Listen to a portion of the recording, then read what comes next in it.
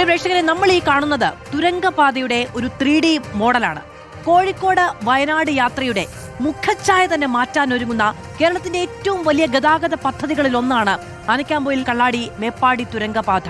നമുക്കറിയാം, പശ്ചിമഘട്ട മലനിരകളെ മറികടന്ന് യാത്രയ്ക്ക് വേഗം, അതുപോലെ ആ യാത്രയ്ക്ക് വേഗവും ദിശയും നൽകുകയാണ് ഈ പദ്ധതിയുടെ ലക്ഷ്യം. ഏറെ തലമുറകൾ സ്വപ്നം കണ്ട ഒന്നാണ് വയനാടിന്റെ യാത്രാ ദുരന്തത്തിന് ഒരു പരിഹാരം എന്നത്. അങ്ങനെ ഒരു പ്രൊജക്ട് അനൗൺസ് ചെയ്യപ്പെടുന്നു. അത് വലിയ ലക്ഷ്യങ്ങൾ മുന്നോട്ട് വെച്ചുകൊണ്ടുള്ള ഒന്നാണ്. നമുക്കൊക്കെ അറിയാം അല്ലെ, അവിടെ നിന്ന് ഇങ്ങോട്ട് വരുന്ന ചുരത്തിൽ ഇവിടെ നിന്ന് അങ്ങോട്ട് പോകുമ്പോഴും അവിടെ നിന്ന് ഇങ്ങോട്ട് വരുമ്പോഴും മണിക്കൂറുകൾ കുടുങ്ങിക്കിടക്കുന്ന, എന്തൊരാവശ്യത്തിന് കോഴിക്കോട് വന്നിട്ട് തിരിച്ചു പോകുന്ന വയനാട്ടുകാരോ അല്ലെങ്കിൽ മറ്റിടങ്ങളിൽ നിന്ന് വയനാട്ടിലേക്ക് പോകുന്നവരൊക്കെ ഈ പ്രശ്നം അഭിമുഖീകരിക്കാറുണ്ട്. മലനിരകൾക്കുള്ളിലൂടെ കടന്നു പോകുന്ന ഈ അത്യാധുനിക തുരങ്കപാതയ്ക്ക് വലിയ സവിശേഷതകളുണ്ട്. ഒരു സമയത്ത് ഇതിന്റെ ഉദ്ഘാടനത്തിന്റെ സമയത്തൊക്കെ നമ്മൾ വളരെ അഭിമാനപൂർവ്വം, ഇപ്പോഴും അഭിമാനം തന്നെയാണ്, നമ്മളിത് ആവർത്തിച്ച് പറഞ്ഞ കാര്യങ്ങളാണ്. പക്ഷേ ഇപ്പൊ നമുക്കൊരു ആശങ്കയും കൂടി ഉണ്ട്. കാരണം ഇപ്പൊ പഠനം നടത്തുമെന്ന് മുഖ്യമന്ത്രി പറഞ്ഞു. ആ പഠനം പര്യാപ്തമാണോ എന്നതൊക്കെ കൂടി പരിശോധിക്കണം. എന്താണ് ഈ പദ്ധതിയുടെ പ്രധാന സവിശേഷതകളെന്ന് നമുക്ക് നോക്കാം. ഇതിന്റെ പ്രധാനപ്പെട്ട സവിശേഷതകൾ നമ്മുടെ മുന്നിലേക്ക് വരികയാണ്. ഈ 3 ഹെഡർ നോക്കൂ. ഈ 3 ഹെഡറുമായി ബന്ധപ്പെട്ടാണ് നമുക്ക് ഇതിന്റെ സവിശേഷതകൾ എന്താണ് എന്ന് പറയാൻ കഴിയുക. അതിലൊന്ന് എന്ന് പറയുന്നത് ഇതിന്റെ ദൈർഘ്യമാണ്. രണ്ടാമത്തത് ഇതിന്റെ സവിശേഷത എന്നുള്ളതാണ്. അപ്പോൾ ആകെ 8.73 കിലോമീറ്റർ ദൂരത്തിലാണ് ഈ 4 വരി പാത ഇരട്ട തുരങ്കമായി ഡിസൈൻ ചെയ്തിരിക്കുന്നത് എന്നതുകൂടിയാണ്. ഇതിൽ ഏകദേശം 8.11 കിലോമീറ്റർ ഭാഗം ഇരട്ട തുരങ്ക സംവിധാനമായിരിക്കും. അതായത് 2 വ്യത്യസ്ത തുരങ്കങ്ങൾ, ഒന്ന് ഒരു ദിശയിലേക്കുള്ള വാഹനങ്ങൾക്കും മറ്റൊന്ന് എതിർദിശയിലേക്കുള്ള വാഹനങ്ങൾക്കും വേണ്ടിയിട്ട്.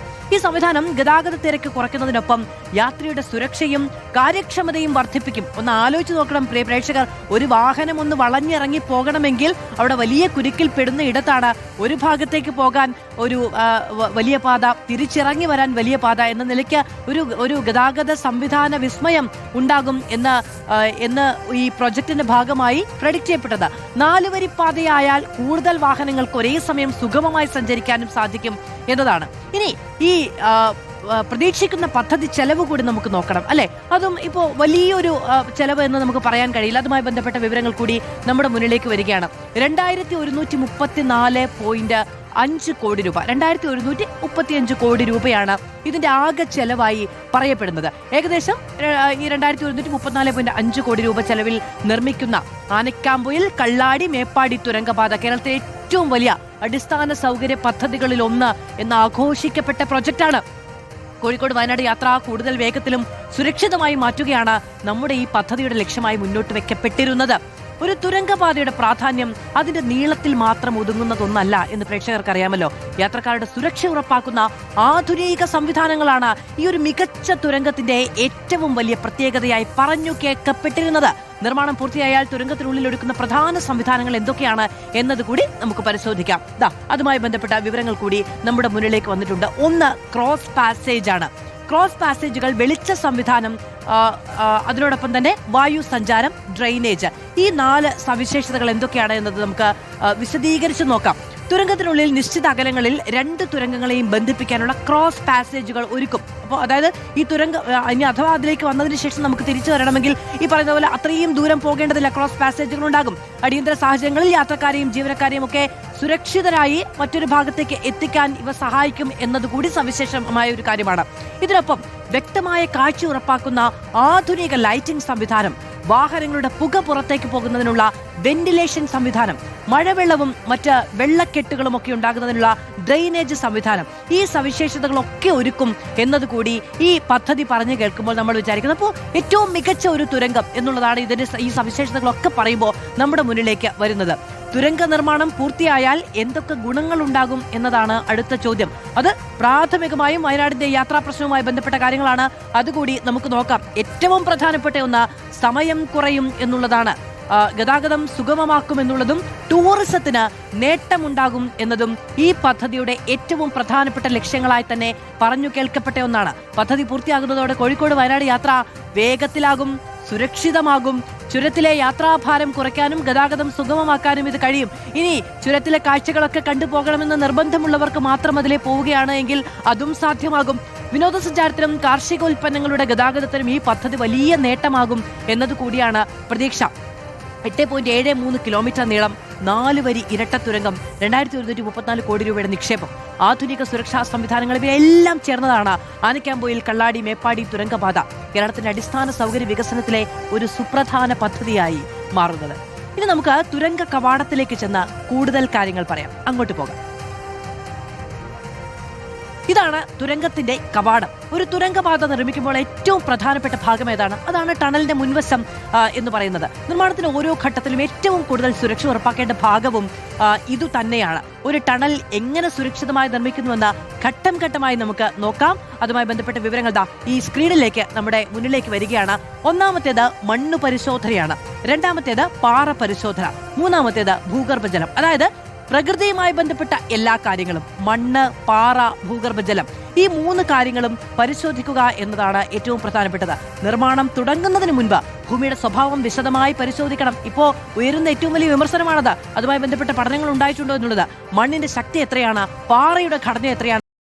ഇപ്പോ ഈ ഏതു നിർമ്മാണ പ്രക്രിയയാണെങ്കിലും അതിന്റെ രീതി എങ്ങനെയായിരിക്കണം, ഏതു നിർമ്മാണ രീതി സ്വീകരിക്കണം എന്നത് എഞ്ചിനീയർമാർ തീരുമാനിക്കുന്നത്. നിർമ്മാണ രീതി തീരുമാനിച്ചാൽ അടുത്ത ഘട്ടം ഖനനമാണ്. എന്നാൽ അതും പ്രത്യേക രീതിയിലാണ് നടത്തുന്നത്. ടണലിന്റെ മുൻവശം ഒരേ സമയം വലിയ അളവിൽ കുഴിക്കുകയൊന്നുമില്ല.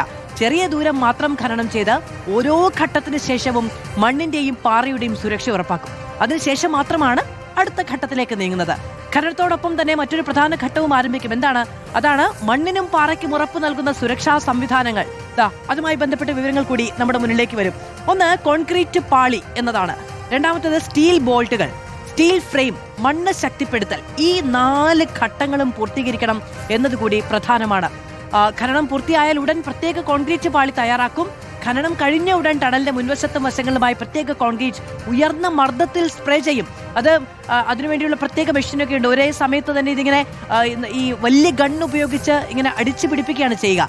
ഇത് മണ്ണും ചെറിയ പാറക്കഷ്ണങ്ങളും ഒക്കെ അടർന്നു വീഴുന്നത് തടയുകയും ആദ്യഘട്ട സുരക്ഷ നൽകുകയും ചെയ്യും. അടുത്തതാണ് സ്റ്റീൽ ബോൾട്ടുകൾ. സ്റ്റീൽ ബോൾട്ടുകൾ കോൺക്രീറ്റ് മാത്രം മതിയാകാത്ത സ്ഥലങ്ങളിൽ നീളമുള്ള സ്റ്റീൽ ബോൾട്ടുകൾ പാറയിലേക്ക് തുളച്ചു കയറ്റി ഉറപ്പിക്കുകയാണ് ചെയ്യുക. ഇതിലൂടെ പാറയുടെ വിവിധ പാളികൾ ഒരുമിച്ച് ബന്ധിപ്പിക്കപ്പെടുകയും ഇടിഞ്ഞു വീഴാനുള്ള സാധ്യത കുറയുകയും ചെയ്യും എന്നുള്ളതാണ്. മൂന്നാമത്തേത് സ്റ്റീൽ ഫ്രെയിം. മണ്ണ് വളരെ ദുർബലമാണ് എങ്കിൽ ടണലിനുള്ളിൽ കമാനത്തിന്റെ ആകൃതിയിലുള്ള വലിയ സ്റ്റീൽ ഫ്രെയിമുകൾ സ്ഥാപിക്കും. ഇവ താൽക്കാലികമായി ടണലിന്റെ ഭാരം താങ്ങി നിർത്തും. പിന്നീട് ഇവയ്ക്ക് മുകളിലൂടെ സ്ഥിരമായ കോൺക്രീറ്റ് ലൈനിങ് നൽകുകയും ചെയ്യും. ഇനി അടുത്തത് അവസാനമായി ഉള്ളതാണ് ഈ മണ്ണ് ശക്തിപ്പെടുത്തുന്ന ഒരു രീതി. അതായത് മണ്ണ് വളരെ അയഞ്ഞതോ ഭൂഗർഭജലത്തിന്റെ സാന്നിധ്യം കൂടുതലോ ഒക്കെ ആണെങ്കിൽ സിമന്റ് മിശ്രിതമോ പ്രത്യേക ഗ്രൗട്ടോ മണ്ണിലേക്ക് കുത്തിവെക്കും. ഇതിലൂടെ മണ്ണിന്റെ വിടവുകൾ നിറയുകയും മണ്ണ് കൂടുതൽ ഉറപ്പുള്ളതായി മാറുകയും ചെയ്യും. അതിനുശേഷമാണ് വീണ്ടും ഖനനം തുടരുക. ഇങ്ങനെയുള്ള കാര്യങ്ങളൊക്കെ ഘട്ടം ഘട്ടമായി മുന്നോട്ട് കൊണ്ടുപോയി മാത്രമാണ് ഈ ടണലൊക്കെ പ്രവർത്തനം നടത്താൻ കഴിയുക എന്ന് പറയുന്നത്. പക്ഷെ നമ്മുടെ ഒരു പ്രശ്നമുണ്ട്. നമ്മളൊരു 3ാം ലോക രാജ്യത്തിന്റെ ഭരണ സംവിധാനത്തിന്റെ എല്ലാ വീഴ്ചകളും നിറഞ്ഞ ഒരു രാജ്യം കൂടിയാണ്. അവിടെ വിഭാവനം ചെയ്യുന്ന പദ്ധതികൾ എത്രത്തോളം ഉത്തരവാദിത്വത്തോടെ നിർവഹിക്കപ്പെടുന്നു എന്നുള്ളതാണ് ഒരു പ്രശ്നം. നിയമലംഘനങ്ങൾ ഉണ്ടായാൽ അത് ആര് ചോദിക്കും? കേസും കൂട്ടവുമായി കുറെ കാലം അങ്ങ് പോകാം, അതൊരു വഴിക്കങ്ങ് നടന്നോളും, ഞങ്ങളുടെ കമ്പനി വേറൊരു വഴിക്ക് നടന്നോളും എന്നൊരു കാഴ്ചപ്പാടും കൂടി ഉണ്ടായിട്ടുണ്ട് എന്നത് പ്രശ്നമാണ്. ഒരു തുരങ്കപാത നിർമ്മിക്കുന്നത് വെറും ഒരു ഖനനം മാത്രമല്ല, ശാസ്ത്രീയ പഠനവും കൃത്യമായ ആസൂത്രണവും ആധുനിക സാങ്കേതിക വിദ്യയും സുരക്ഷാ സംവിധാനങ്ങളും ഒക്കെ ഒന്നിച്ചു ചേരുമ്പോഴാണ് ഒരു സുരക്ഷിതമായ തുരങ്കപാത യാഥാർത്ഥ്യമാകുന്നത്. ഇനി നമ്മളിപ്പോൾ ഇവിടെ നിന്നുകൊണ്ട് നമുക്ക് ഈ നമ്മുടെ മുന്നിലുള്ള ഈ മാതൃകയിൽ നമ്മുടെ KSRTC ബസ്സൊക്കെ തിരിച്ച് വയനാട്ടിൽ പോയിട്ട് തിരിച്ചു വരുന്നത് കാണാം. വയനാട്ടിലേക്ക് പോകാനുള്ള വഴി നമുക്കിവിടെ കാണുകയൊക്കെ ചെയ്യാം. ഇങ്ങനെ ഈ പശ്ചിമഘട്ടത്തെ തുറന്നുകൊണ്ട് ഒരു വലിയ പാത യാഥാർത്ഥ്യമാവുകയാണെങ്കിൽ തീർച്ചയായും വയനാടിനെ സംബന്ധിച്ചിടത്തോളം അത് വലിയ വിപ്ലവകരമായ നേട്ടമായിരിക്കും. പക്ഷെ അത് പണിയുന്നതുമായി ബന്ധപ്പെട്ടുള്ള പഠനങ്ങൾ, പരിസ്ഥിതി മുന്നറിയിപ്പുകൾ എല്ലാം കൃത്യമായി പാലിക്കണം എന്നുള്ളതാണ്. ഇതിൻ്റെ ഒരു പ്രശ്നം എന്താണെന്ന് വെച്ചിട്ടുണ്ടെങ്കിൽ ഇപ്പോൾ ഈ പശ്ചിമഘട്ടത്തിലൂടെയുള്ള തുരങ്കപാത എന്നൊക്കെ നാഷണൽ ഹൈവേ നമുക്കറിയാവുന്നതാണ്. നാഷണൽ ഹൈവേ നിർമ്മാണം നടത്തുന്നത് ആരാണ്? നാഷണൽ ഹൈവേ അതോറിറ്റിയുടെ മേൽനോട്ടത്തിൽ കൃത്യമായി DPR തയ്യാറാക്കി വലിയ വലിയ കമ്പനികൾക്ക് കരാറ് കൊടുത്തൊക്കെയാണ് നടത്തുന്നത്. പക്ഷെ കേരളത്തിൽ പണിത ദേശീയപാതകളുടെ അവസ്ഥ എന്താണ്? അവിടെ എഞ്ചിനീയറിംഗ് വൈഭവത്തിന്റെ കുറവോ പണത്തിന്റെ കുറവോ മേൽനോട്ടത്തിന്റെ കുറവോ എന്തെങ്കിലുമാണോ? അല്ല. അപ്പോൾ നമ്മൾ എവിടെയാണോ ഇത് നിർമ്മിക്കുന്നത്, തമിഴ്നാടിന്റെ മണ്ണല്ല കേരളത്തിൻ്റെത്, മഹാരാഷ്ട്രയിലെ മണ്ണല്ല കേരളത്തിൻ്റെത്, ഉത്തരാഖണ്ഡിലെ മണ്ണല്ല കേരളത്തിൻ്റെത്. അപ്പോൾ നാഷണൽ ഹൈവേ ആണ് അവർ രാജ്യം മുഴുവൻ പണിയുന്നില്ലേ എന്ന് ചോദിച്ചാൽ അതുകൊണ്ട് കാര്യമില്ല. കേരളത്തിൽ പണിയുന്നുണ്ടെങ്കിൽ കേരളത്തിൻ്റെതായ തനത് സവിശേഷതകളെ കൂടി മനസ്സിലാക്കണം എന്നതാണ് ഏറ്റവും പ്രധാനം. അപ്പോൾ നമ്മൾ പ്രോജക്റ്റിന്റെ സവിശേഷതകളാണ് കണ്ടത്. ഈ സവിശേഷതകളോടുകൂടി ആ പ്രോജക്റ്റ് അവിടെ നടപ്പിലാക്കണമെങ്കിൽ ഏറ്റവും കാര്യക്ഷമമായ മുൻകരുതലോടുകൂടി കരുതലോടുകൂടി അത് പൂർത്തീകരിക്കേണ്ടതുണ്ട്. അപ്പോൾ നമ്മൾ വളരെ വിശദമായി ഇതൊക്കെ പരിശോധിച്ച് കഴിഞ്ഞു. നമ്മളിപ്പോൾ ഈ സ്ക്രീനിൽ കാണുന്നത് പോലെ വളരെ മനോഹരമായ ഒരു പദ്ധതി അവിടെ സുരക്ഷിതമായി ഉണ്ടാവുകയാണെങ്കിൽ ഏറ്റവും നല്ലതുമാണ്.